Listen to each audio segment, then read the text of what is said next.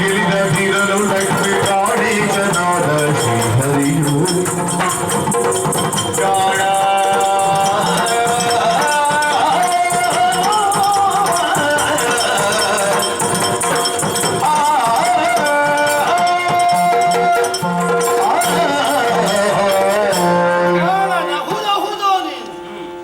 ಅತುಲ ಪರಾಕ್ರಮಿ ನೀನು ಅಹುದು ಎನ್ನುವುದನ್ನು ಈ ಯುದ್ಧದಲ್ಲಿ ನಾನು ತೀರ್ಮಾನಿಸಿದ್ದೇನೆ.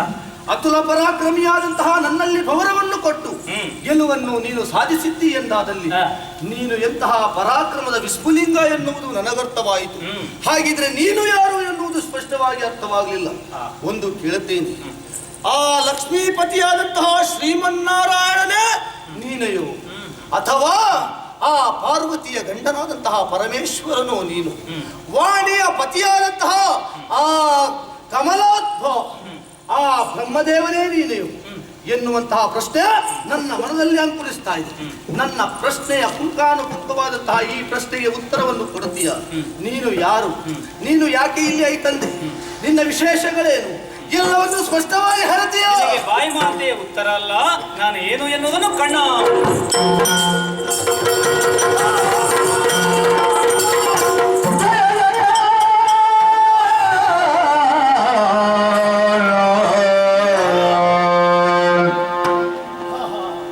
ರಾಮಾಯ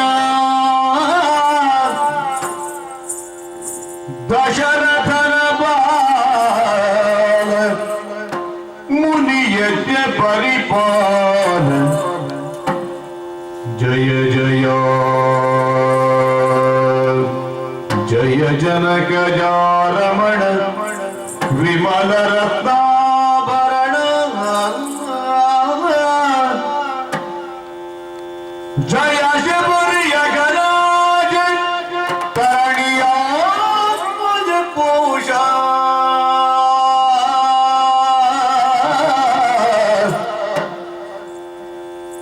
ಜಯ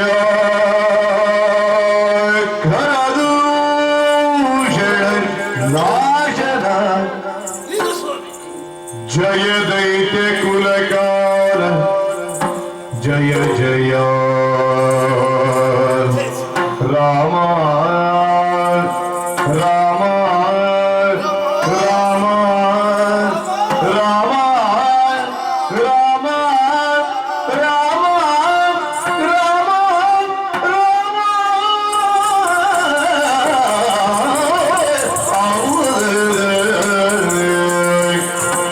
ಪಾಹಿ ಪಂಕಜ ನೇತ್ರ ಸುರಮುನಿ ಸ್ತೋತ್ರ ಪಾಹಿ ಪಂಕಜ ನೇತ್ರ ಸುರಮುನಿ ಸ್ತೋತ್ರ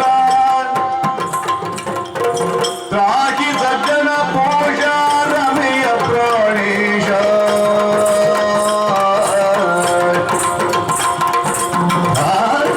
ಜನ ಪೋಷ ರಮೆಯ ಪ್ರಾಣೇಶ ನಿನ್ನ ಮಹಿಮೆಯನ್ನು ಅರಿಯದೆ ನಾನು ನಿನ್ನ ಮಹಿಮೆಯನ್ನು ಅರಿಯದೆ ನಾನು ಪರ್ಣದಿಗೆಯುಳಿದು ಕಾಣದೆ ಕುಣಸಿಂದ ಪಾಟಿಯೇ ಪಂಕಜ ನೇತ್ರ ಸುರಮುನಿ ಸ್ತೋತ್ರ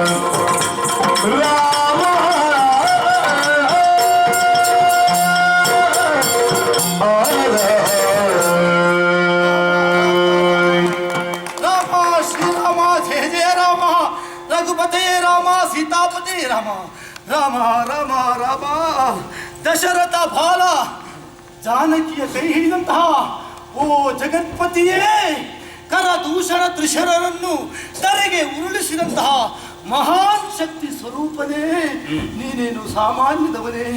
ಧರೆಯಲ್ಲಿ ಧರ್ಮವನ್ನು ಪ್ರತಿಷ್ಠಾಪಿಸುವುದಕ್ಕೆ ಬೇಕಾಗಿ ಶ್ರೀಮನ್ನಾರಾಯಣನೇ ಧರೆಗೆ ಇಳಿದು ಬಂದಂತಹ ಮಾನವ ಸ್ವರೂಪಿನಿ.